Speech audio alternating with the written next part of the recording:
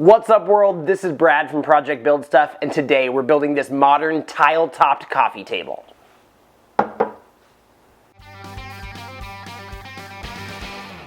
Let's start by working on the legs of this table, and for that I'm going to be using iron pipe, which is a great option for making a metal base for any table. I always like to clean these pipes with some acetone to get any residue or coating off them. This gives the pipe a nice smooth look, and it also makes the paint we're going to put on it later stick much better.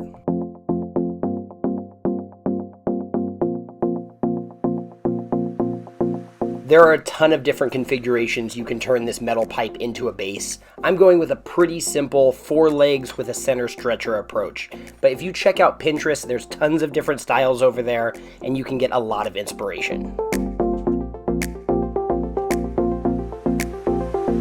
Even after cleaning these pipes up, they're still pretty dirty, so you might want to wear some gloves.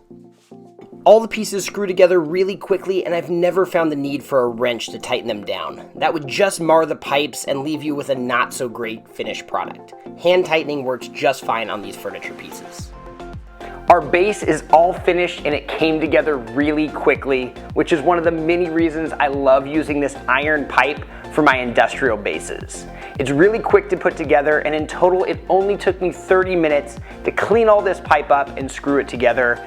It's super solid and it looks really nice. If you like this steel look, you can easily just spray a clear coat over to seal this from rusting and you'll be ready to go. But I think I want to give it a little bit of contrast against the tabletop, so I'm going to be painting everything white.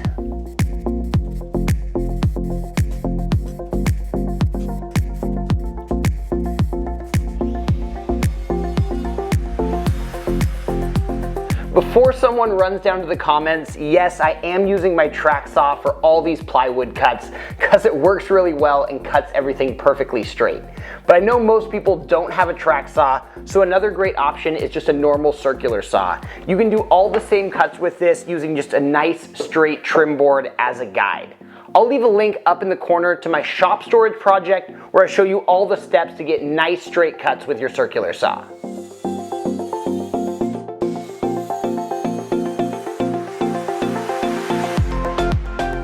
The top of our coffee table is going to consist of 3 sheets of plywood laminated together to create an 1.25 inch thick top.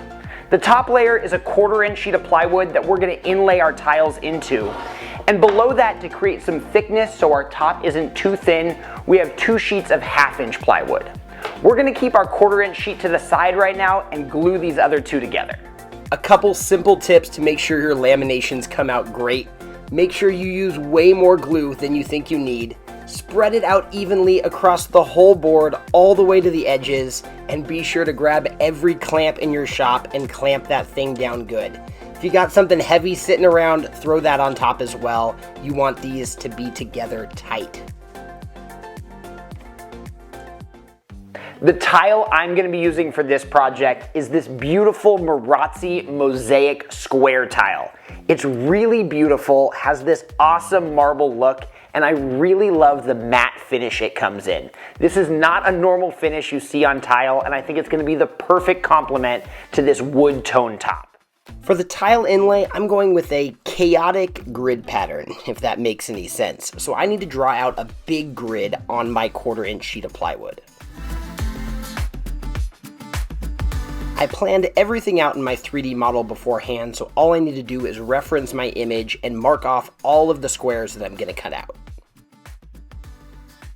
In order to cut out all 100 of these squares to accommodate my tiles, I'm starting by drilling holes in all 4 corners so I can get my jigsaw in there.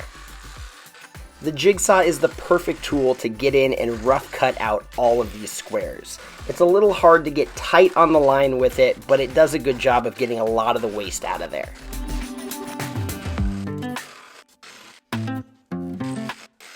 To finish off all the squares, I went in with a chisel and cleaned it all the way up to the line until each tile fit.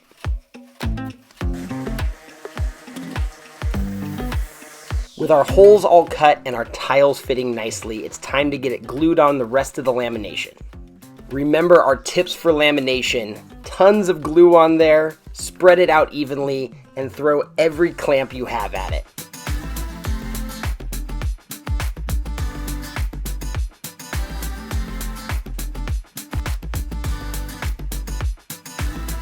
It's tricky getting all of these layers even and cut to the perfect size, so I'm going to clean up all the edges with my circular saw to get a nice clean edge.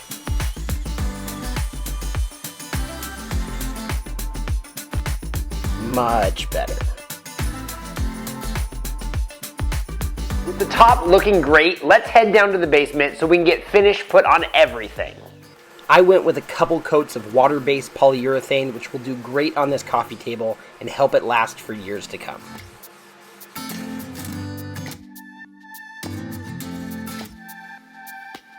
When installing the base, it's really important to drill some pilot holes before you throw the screws in there.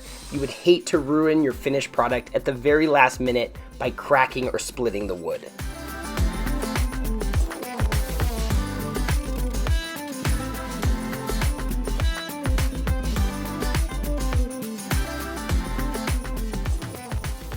Before we jump into inlaying these tiles, I have to thank my awesome sponsors for this video, Home Depot and Marazzi Tile. The tile I'm using today is part of Marazzi's new antimicrobial collection.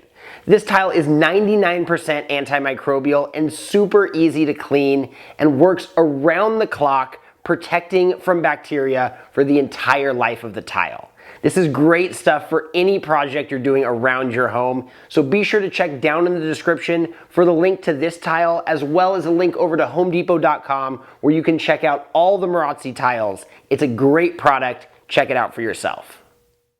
These Marazzi tiles come in sheets of 36, but I need them individually. So a box cutter works real well to break the adhesive between each tile and get them loose.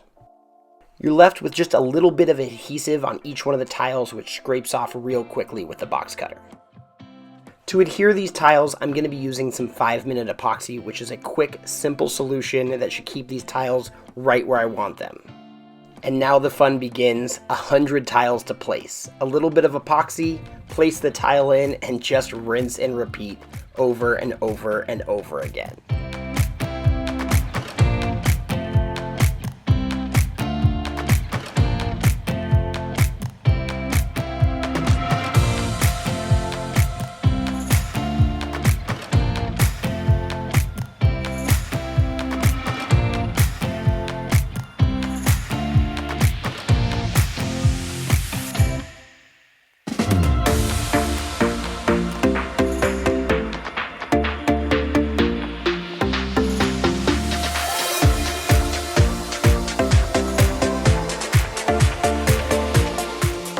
I am so happy with how this coffee table turned out. The modern aesthetic perfectly matches my design style, and I think it fits in this room great.